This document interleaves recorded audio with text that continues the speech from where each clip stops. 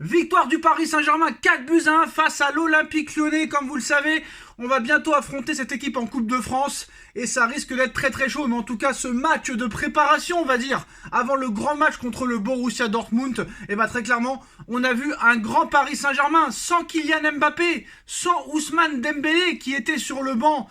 Le Paris Saint-Germain n'a plus besoin d'Mbappé. Le Paris Saint-Germain n'a plus besoin de Dembélé. En tout cas en Ligue 1. Parce que là, ce soir, ça a été une régalade. Le Paris Saint-Germain a humilié, fracassé, explosé.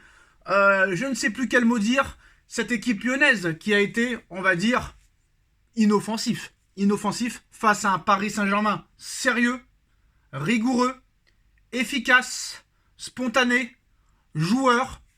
Et à l'arrivée, ça donne un grand match. Et même à 4-1, on voit Luis Enrique donner des consignes dans tous les sens avec cette grinta. Il en veut plus parce que Luis Enrique l'a dit. En deuxième mi-temps, il a regretté que son équipe n'ait pas continué à attaquer. C'est ça le problème avec le Paris Saint-Germain. Tu gagnes 4-1, tu t'arrêtes de jouer. C'est ça le problème. Ça m'a un petit peu énervé. Mais bon, il y a plus important qui va arriver. Comme vous le savez, cette demi-finale de Ligue des Champions. Le Borussia Dortmund a failli battre le Bayer Leverkusen, qui s'en est encore sorti à la 98e minute de jeu et qui reste invaincu. Mais on va parler du Paris Saint-Germain, on va parler de Gonzalo Ramos. On ne veut pas d'Osimhen, on ne veut pas de Raphaël Leao, parce qu'on a beaucoup mieux chez nous. Gonzalo Ramos est supérieur à Osimhen. Bradley Barcola est supérieur à Raphaël Leao. Qu'est-ce que vous allez dépenser 300 millions d'euros pour deux joueurs, alors que la relève est là? L'année prochaine, ce sera Barcola, Gonzalo, Ousmane, ni plus ni moins. Pourquoi aller dépenser encore des 130 à gauche, des 130 à droite? Tu peux prendre des doublures, mais franchement, Barcola, il a été exceptionnel. Ça a été une masterclass de la part de Bradley Barcola face à son ancien club. Honnêtement, j'avais cru voir Ronaldinho ce soir, surtout les 20 premières minutes.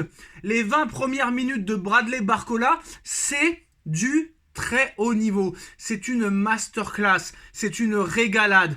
Il te fait des différences sur le côté, c'est exceptionnel. Honnêtement, voilà. Bradley m'a fait lever de mon siège. Bradley est très fort et il a encore une marge de progression. Un massacre il aura fait Bradley. Un massacre, surtout les 20 premières minutes. Je pense que les défenseurs lyonnais ne savaient pas où ils habitaient. Honnêtement, c'était incroyable et honnêtement, je pense qu'avec Luis Enrique, Bradley Barcola va continuer à progresser et ça, c'est une très très belle chose.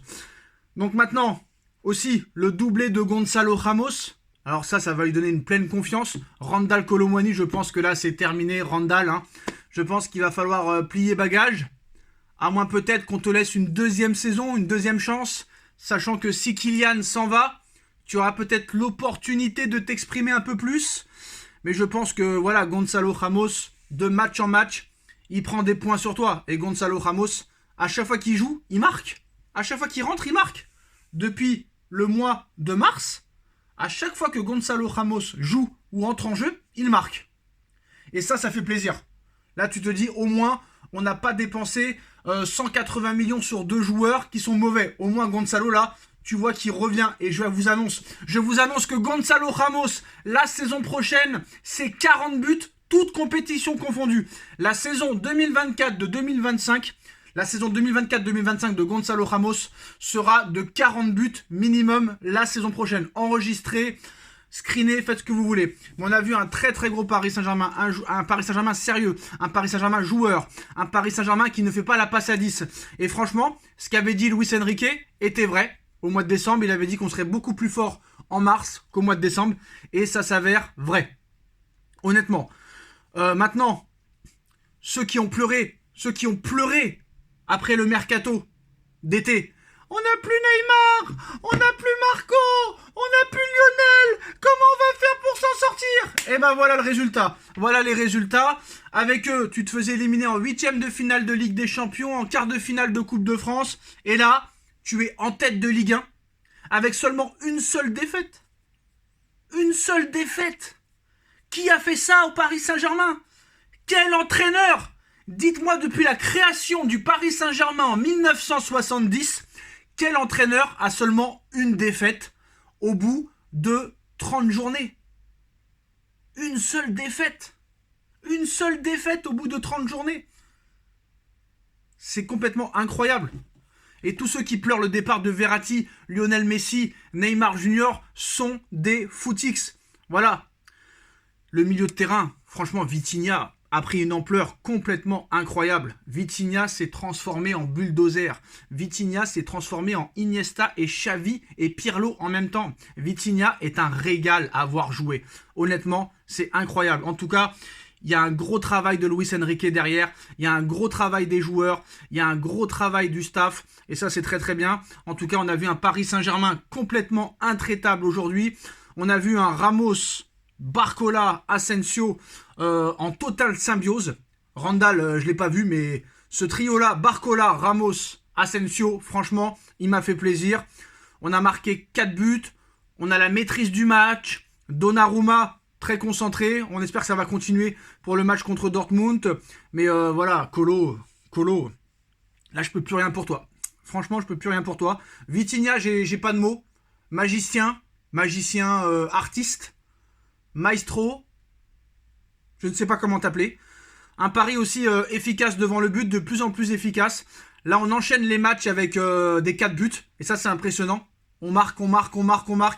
4, 4 contre le Barça, 4 ce soir, 6 contre Montpellier, ça fait plaisir.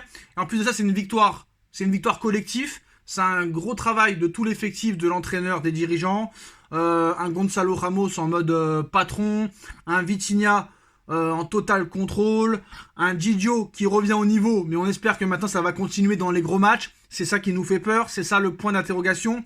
Par contre, c'est toujours le relâchement. C'est ça qui me fait peur, le relâchement. Beaucoup trop d'occasions concédées en deuxième mi-temps. Et ça, c'est trop fréquent. C'est trop fréquent à chaque match.